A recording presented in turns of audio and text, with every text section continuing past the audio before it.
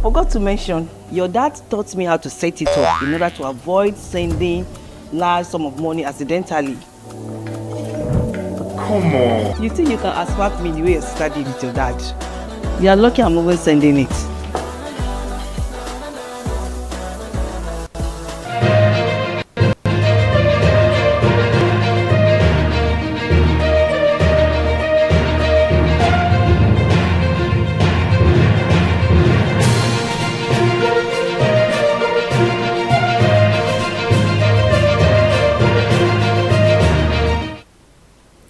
Hello, good afternoon, and welcome to Asset Television News. I am Omike Matthew.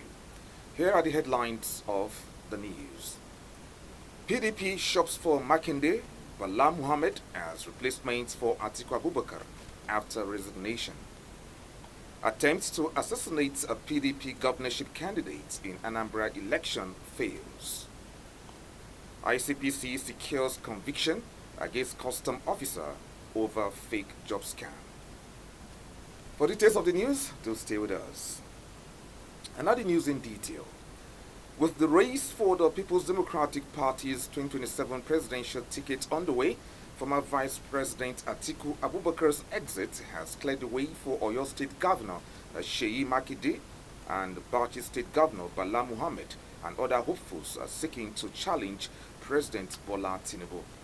PDP insiders confirmed that the presidential ambitions of Makinde and Bala were well known among key party stakeholders.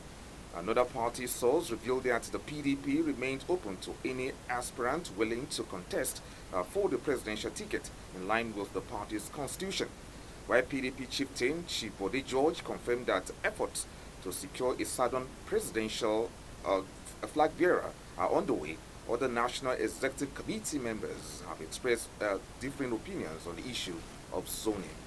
As the PDP prepares for its 101st NEC meeting scheduled for Thursday, July 24, newsmen exclusively gathered that critical issues such as zoning and the party's national convention are high on the agenda for discussion and resolution.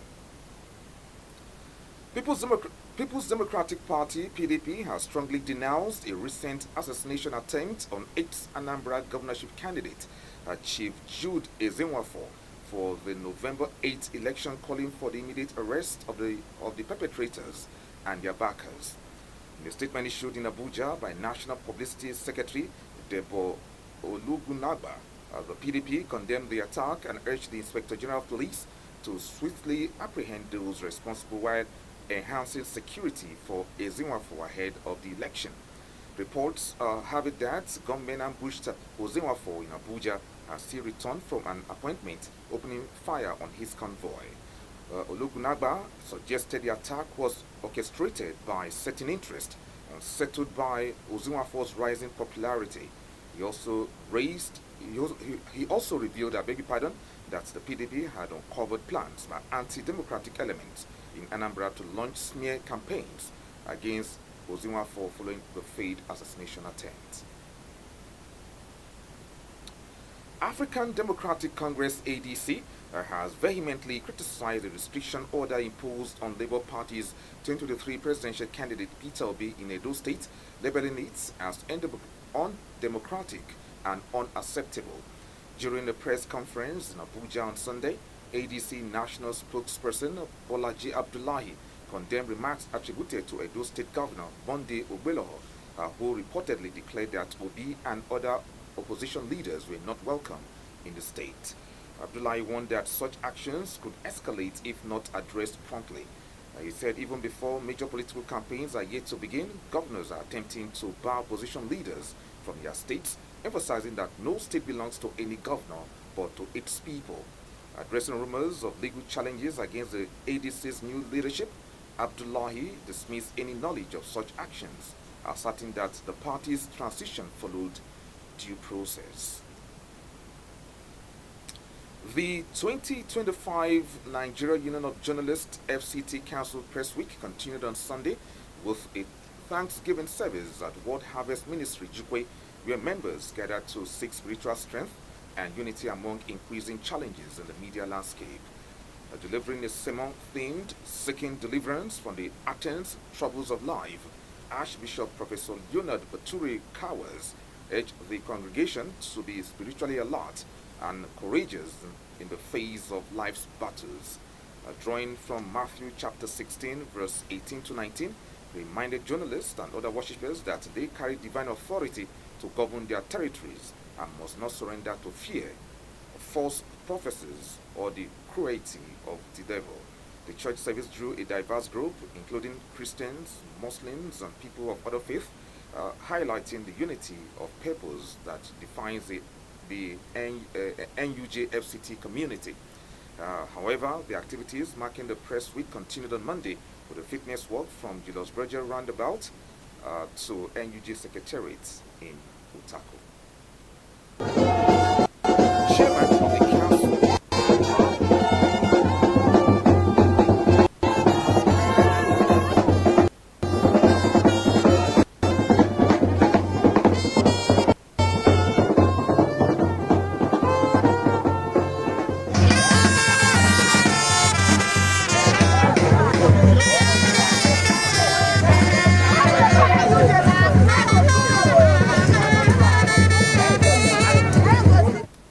Chairman of the council, Comrade Grace Ike, encouraged members to always encourage themselves in regular exercise in order to keep fit at all times.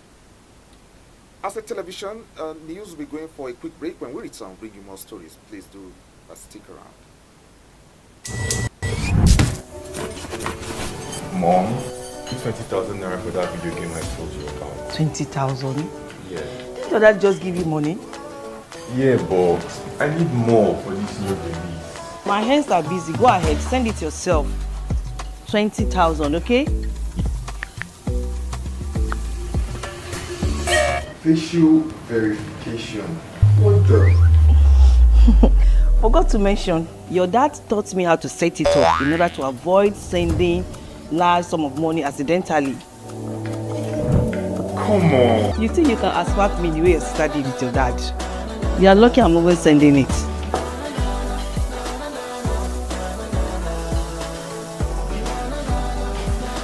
This boy. With OPay's large transaction shield, your face is the only act. You're welcome back to Asset Television News, and now the rest of the stories. The Independent Corrupt Practices and Other Related Offences Commission (ICPC) has secured the conviction of a Nigeria Immigration Service officer, Saifullahi Haruna, for his involvement in an employment scam. Haruna was arraigned before the Katsina State High Court on a one-count charge of obtaining by false pretense and abuse of office. According to the ICPC, the officer had in 2021 fraudulently collected 140,000 in installments from an unsuspecting victim under the pretext of securing employment for him in the NIS. Despite collecting the money, Haruna failed to deliver the promised job and did not refund the money until a petition was filed against him with the ICPC. During the court proceedings, Haruna pleaded guilty and entered a plea bargain agreement with the ICPC. The presiding judge, Honorable Justice A.B. Abdullahi, accepted the plea bargain, saying that the defendant has since refunded the sum involved. In his ruling, Justice Abdullahi sentenced Haruna to 1 year in prison with an option of paying a fine of 10,000 naira. The court also directed that the recovered sum be returned to the victim.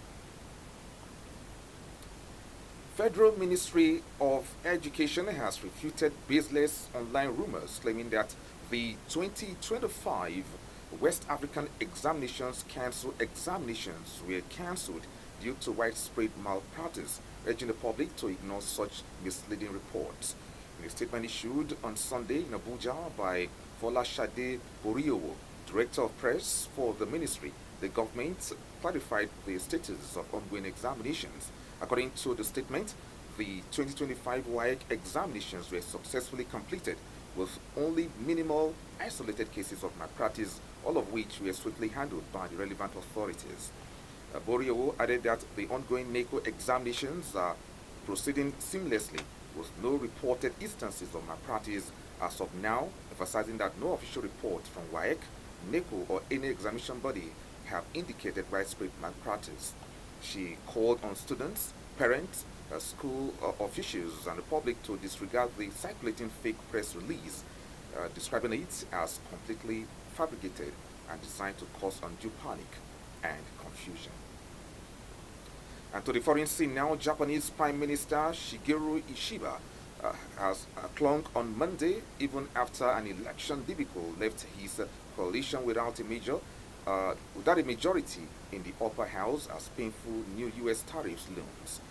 In Sunday's election, Ishiba's Liberal Democratic Party, which has governed almost continuously since 1955, its partner Kyomoto fell a projected 3 seats short of retaining a majority in the upper house. Voters angry at inflation turned to other parties, notably the Japanese First, Sansieto, which made strong gains with its anti-globalist drive, echoing the agenda of populist parties elsewhere. The debacle came only months after Ishiba's coalition was forced into a minority government in the more powerful lower house, which was the LDP's worst result in 15 years. But asked late Sunday if he intended to remain in office, Ishiba said he is aware of the grave responsibility for the election results in order to not let politics become stagnant. The LDP supporter Takeshi Dimoto, who is 80 years old, told AFP that a new leadership contest will be a losing battle for the party, further complicating tariff talks with U.S. President Donald Trump's administration. To the world of sports, Nigerian striker Victor Boniface seems unsettled at the club and the national team levels, but the player has laid to rest every speculation about his future after committing to the 2023 German Bundesliga champions. In an interview with the German outlet Sportbild, Boniface reiterated that he was staying at the club despite recent speculations about his game time and links with other clubs in Europe. Boniface has been linked to the move to AC Milan. The development was first reported by Italian transfer news specialist Sasha Tovillari, who confirmed that initial contract has already taken place between the Serie A side and the players' camp. Nigerian striker has opened the door to a permanent move to the Rossoneri as talks with Boniface side have already taken place. And with that, sports news, we've come to the end of this edition of Assets Television News. On behalf of the crew, please, I am Omike Joseph Matthew. Always tune to Asset Television News for details. And of course, don't forget you can always join us on our social media handles. And thanks for watching. Bye-bye. Mom, 20,000 naira for that video game I told you about. 20,000? Yeah. Did that just give you money? Yeah, but I need more for this new release. My hands are busy. Go ahead, send it yourself. Don't confuse. 20,000, okay? What's this? I don't confuse. Facial verification. What the? Forgot to mention, your dad taught me how to set it up in order to avoid sending large sum of money accidentally. Come on. You think you can assault me the way you studied with your dad? You are lucky I'm always sending it.